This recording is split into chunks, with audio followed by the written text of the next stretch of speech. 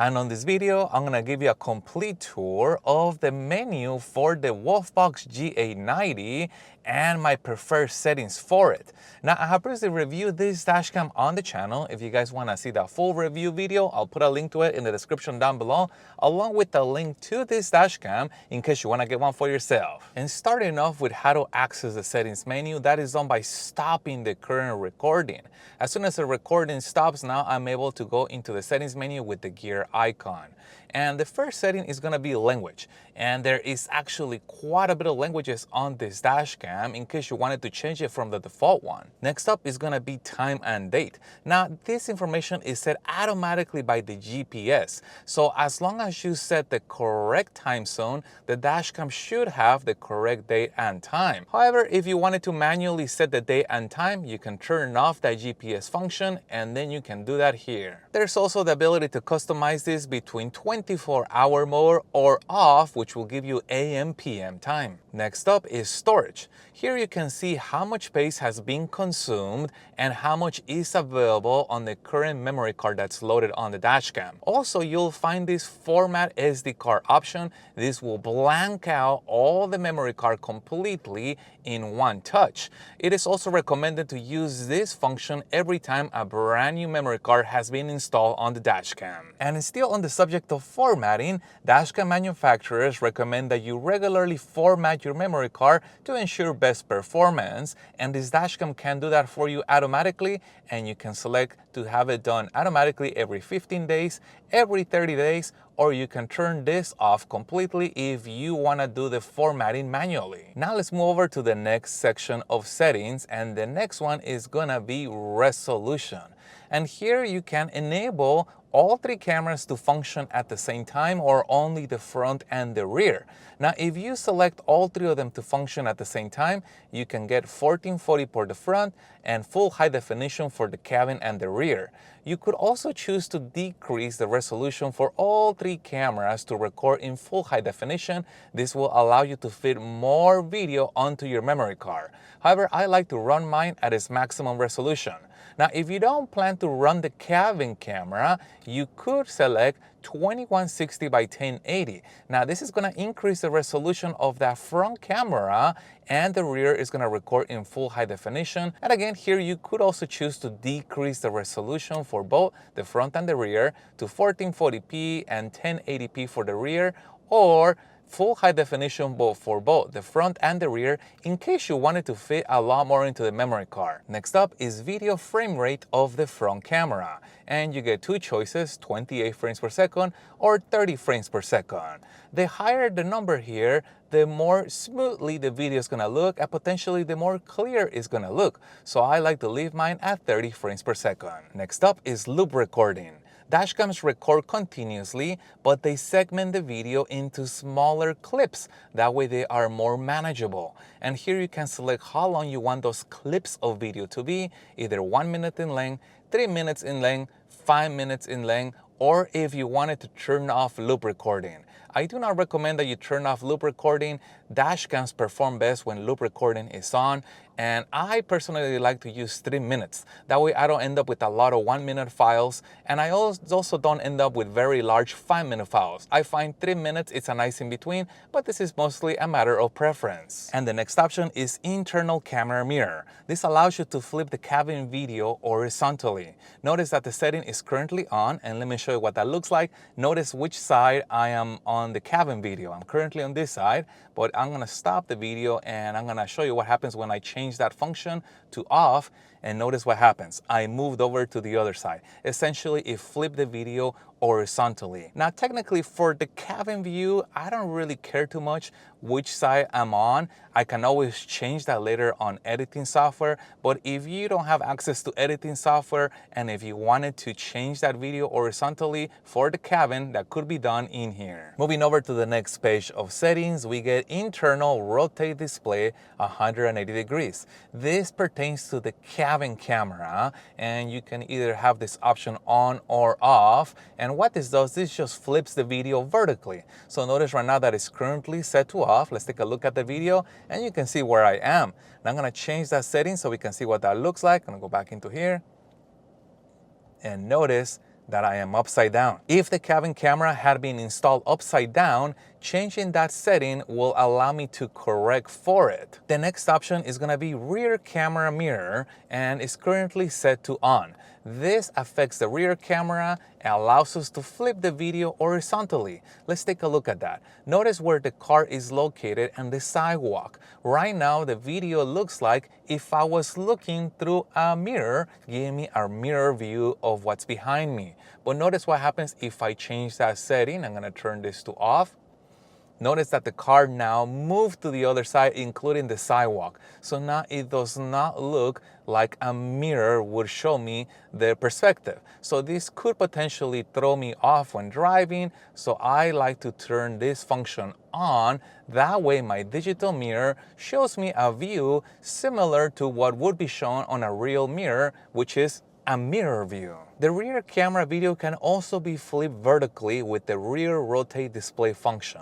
Now let's take a look at that. It's currently set to off, and you can see on here how the car looks. I'm gonna go ahead and stop the video, and I'm gonna go into settings, and I'm gonna change that setting. And now notice what happens. The video is upside down, the car is upside down. Again, this could be helpful to use if the rear camera was mounted upside down. Enabling this function can allow you to potentially correct for that. Next up is audio recording. Some people don't want to have their conversations recorded, so you can turn this off. That way the dashcam only records video. I like to have both audio and video recorded, so I have it set to on. But let's move over to the next set of settings, and we get the G sensor. Now the G sensor is what could potentially allow this dashcam to detect if you were impacted, if you got into a car crash, and when it feels that impact, it's gonna flag and protect that video of that incident. Now here you are able to customize how sensitive you want that sensor to be to detecting a potential car crash. Now, if you go too sensitive on this sensor, the dashcam is gonna think that you are crashing left to right. Potentially when you go over a speed bump, you could make it too sensitive. Now, if you go too low, the dashcam may not be sensitive enough to be triggered when there is an impact. So this varies from vehicle to vehicle. Some vehicles have a suspension that's a little stiffer than others. So I would recommend experimenting with the setting to find the sweet spot of where the dashcam is gonna be triggered by a real impact, as opposed to just being triggered left to right when every little bump on the road. Alternatively, you could turn this function off if you don't want the dashcam to attempt to flag a video of a potential impact, but I do not recommend that you turn it off.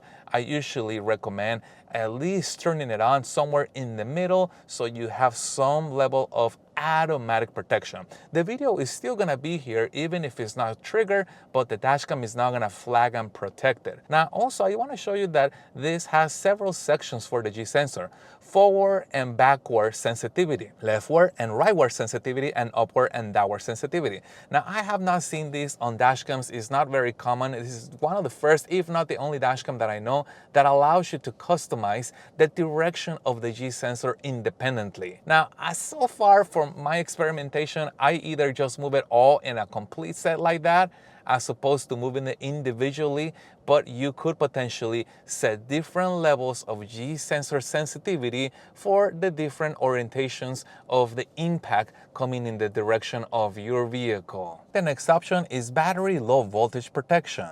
Now, if this dashcam is hardwired, it can potentially pull power from the battery for a long time and potentially eventually drain that battery. However, the dashcam does have a feature where it's gonna reduce that power consumption if the battery reaches a certain level. And here you can select what level you want the low voltage cutoff to kick in, either at 11.8 volts, 12 volts, or 12.4 volts. Now a healthy battery normally is gonna sit at 12 volts. So you can think of the middle as being conservative, and you can think of 11.8 as being more aggressive. You're telling the dashcam, stay on longer, even if it comes at the cost of consuming more battery. And if you have a healthy battery, 11.8 volts should still allow you to turn on your vehicle. Now, if you want to be super safe about it, the safest option is 12.4 volts. The next option is low light, night vision parking mode, which the instruction manual describes as potentially enhancing the view coming from the front camera. Now, I'm not really sure why would I want to enhance the view from the front camera. If I'm parking, I will want to enhance the view for the rear camera. So what I done, I have played with this setting in both the on and off setting, and I looked at both the front video and the rear video, and I honestly cannot see a difference in between these settings, so I would recommend experimenting with it, but for the most part, I leave mine on off. The next option is parking mode, what we know as parking monitoring. And if this dashcam is hardwired, you are gonna get three options: collision detection, low frame rate, which is time-lapse, or motion detection. Let's take a look at collision detection. This, if set to on, can trigger the dashcam if somebody were to impact the vehicle, and you can select on here how sensitive you want the dashcam to be to detecting that an impact has taken place when the car is parked and to make a record of it. And the next option is low frame rate mode, which is what we know as time-lapse. And you could customize how long you want the dashcam to stay on, creating the time lapse: 4 hours, 8 hours, 12 hours, or 24 hours. And you could also select for the dashcam not to time out, just to stay on and try to create the longest possible time lapse available. Now, also notice that the time lapse can potentially be customized with the frame rate. So you could have the time lapse take 1 picture every second, or take 3 pictures every second, 5 pictures every second, or 10 pictures every second. Now, if you select 10 pictures every second, the time-lapse is gonna look smoother, but it's gonna consume more space onto the memory card. If you go towards this direction, the time-lapse is not gonna look as smooth, but it's gonna take less space on the memory card, potentially allowing you to capture a longer time lapse. So here it's gonna be a matter of preference. I personally, if I were to choose to run this on time lapse, I will select 10 frames per second for the smoothest possible video. And the next option is motion detection, and this is different from collision detection. Collision detection is triggered by an impact. Motion detection is triggered by visually sensing motion. And here you can select how sensitive you want the dashcam to be to sensing motion visually, either low, medium, or high. Now, if you have this set at high, you could potentially end up with the dashcam recording very small events, such as maybe the trees are moving and the dashcam sees that as movement, so it's going to make a record, and you're going to end up with too many false records. So I would experiment with this setting to find the sweet spot for how much you want to be able to detect as far as movement. You can also customize the duration of that motion detection, whether you want the dashcam to be in that monitoring status for 4 hours, 8 hours, 12 hours, 24 hours, or to have no time limit, basically to run as much as it can before the battery low voltage kicks in. Moving over to the next section of settings, we get frequency. Now, this has two choices, either 50 Hz or 60 Hz. If you are in Europe, you're gonna wanna select 50 Hz. If you are in the United States, we use 60 Hz, and this is gonna reduce the flickering of any potential lights that you may record. The next one is device sound. And here you are just basically adjusting the volume of the dashcam, or where you want all sounds from the dashcam to be off. And the sounds can also be customized by going into warning tones. And here you can turn them on or off and customize the different sounds that are coming from the dashcam. For example, if you don't want to hear it make that sound when it turns on, then you can turn this on or off. Now remember that in order for the sounds to work, you do want to have device sound enabled at some level, either low, medium, or high. If you turn this off, it won't matter if you have these sounds enabled, you are not gonna get any sound coming from the dashcam. Next up is auto LCD off. This dashcam can turn off the display automatically after a certain period of time, either 1 minute, 3 minutes, or 5 minutes, and the dashcam is gonna continue to record in what I call stealth recording, because it's just gonna look like a regular mirror, but it's actually recording in the background. However, I like to use this as a digital mirror, so I turn this off. That way my LCD panel stays on all the time. Moving over to the next page of settings, we get LCD brightness, and you got the choice of low, medium, or high. Now, I particularly don't mess with this option because I'm able to adjust the brightness with a lot more control if I do it directly from the main screen. Notice how I can just swipe either up or down, and I can really fine tune where I want that brightness to be. The next option is reverse setting. Now, this is for parking assist.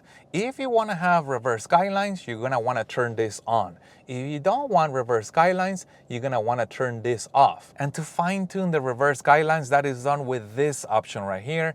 And here you can choose to customize the parking assist view. First off, you can customize where you want the view to be when you enable parking assist. And with this side, you can customize how those lines appear as far as the geometry. You could choose to have those either more narrow or more wide. You could choose to have those taller or shorter, and you could also choose to either bring them in or bring them out in kind of more of a orientation as far as how far they go out. Once you have that position that you like, when you click that back button, then you can choose to save those settings. Next up is time lapse. Now, the Dashcam is going to record normal video unless you enable time lapse. If you enable time lapse, instead of recording normal video, the Dashcam is going to record a time lapse, which is compressed video. And here you can select how smooth you want that time lapse to be. We know at 10 frames per second, the time lapse is gonna be smooth, but it's gonna take more space into the memory card. And at 1 frame per second, the time lapse is not gonna be as smooth, but now we can potentially capture a lot more time into the time lapse. Now, for normal driving, I do not really like to use the time lapse option. I like to use normal recording, so I turn this off. The next option is GPS. This Dashcam has the ability to record the coordinates and the speed you were traveling at.